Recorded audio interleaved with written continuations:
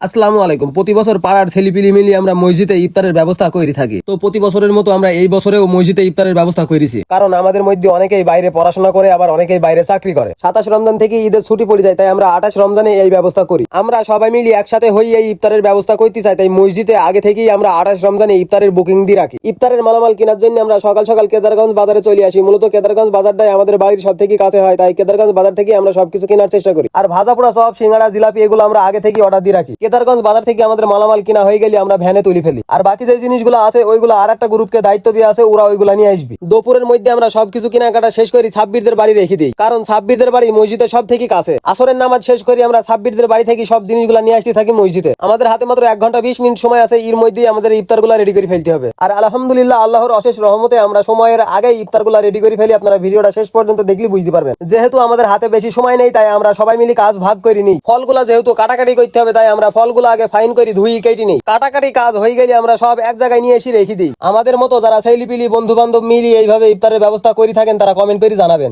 এখন শুধু শরবতটা বানানো হয়ে গেলে আমাদের মোটামুটি এই দিকের কাজ শেষ। আমরা 150 জনের জন্য ইফতারের ব্যবস্থা করি। আমাদের ছোট একটা গ্রামের, এই ছোট গ্রামে 2টি মসজিদ, তাই আমাদের মুসল্লি খুব একটা বেশি হয় না। ইফতার দেওয়ার জন্য আমরা অন টাইম থাল কিনি, তাই অন টাইম থালগুলো আমরা আগে সুন্দর করে সাজিনি। থালগুলা দেওয়া হয়ে গেলে এবার আমরা এক একজনে এক একটা আইটেম নিয়ে থালে সাজাইতে থাকি। আমরা গ্রামে যারা আছি শুধু তারাই যে এই ব্যবস্থা করি তা না, যারা প্রবাসে চলে গেছে তারাও কিন্তু শরীক হয়ে থাকে। আপনারা আমাদের জন্য এবং যারা প্রবাসে চলে গেছে তাদের জন্য, সবার জন্য দোয়া করবেন, যেন প্রতি বছর আমরা এভাবেই গ্রামের মানুষকে ইফতার করাইতে পারি। আলহামদুলিল্লাহ, আল্লাহর অশেষ রহমতে আমরা সময়ের আগেই সব ইফতারগুলো রেডি করে ফেলেছি। আমরা অতিরিক্ত আরো কিছু ইফতার রেডি করে রাখি, যাতে আমাদের ইফতার কম না মারে। দেখতে দেখতে ইফতারের সময় হয়ে যায়, আর মুসল্লিও আসতে শুরু করে দেয়। আলহামদুলিল্লাহ, এবার শুধু একটা করে শরবতের গিলাস দিয়ে দিলেই হয়ে যাবে। তো আলহামদুলিল্লাহ, দেখতে দেখতে আমাদের সব কাজ শেষ হয়ে যায়, আর মুসল্লিও আলহামদুলিল্লাহ মসজিদে একদম ভরপুর হয়ে যায়। আলহামদুলিল্লাহ, আমরা সবাইকে সুন্দরভাবে ইফতারের ব্যবস্থা করাইতে পেরেছি এবং সবাইকে সুন্দরভাবে বসাইতে পেরেছি, তার জন্য আল্লাহর কাছে লাখো কোটি শুকরিয়া। সবকিছু হয়ে গেলে আমাদের ইমাম সাহেব ইফতারের জন্য দোয়া শুরু করে দেয়। গত বছর আমাদের বন্ধু মিন্টু আমাদের সাথে থেকে এই ইফতারের ব্যবস্থা করিল, কিন্তু এই বছর এসে নেই। কয়েক মাস আগে আল্লাহর ডাকে সারা দিয়ে চলে গেছে। সবাই তার জন্য দোয়া করবেন এবং আমাদের জন্য দোয়া করবেন, যেন আমরা প্রতি বছর এভাবেই গ্রামের মানুষকে ইফতার করাইতে পারি। তো প্রিয় মেহেরপুরবাসী, আজকের মতো ভাই আপনারা ভালো থাকবেন, আপনাদের অনেক ভালোবাসি।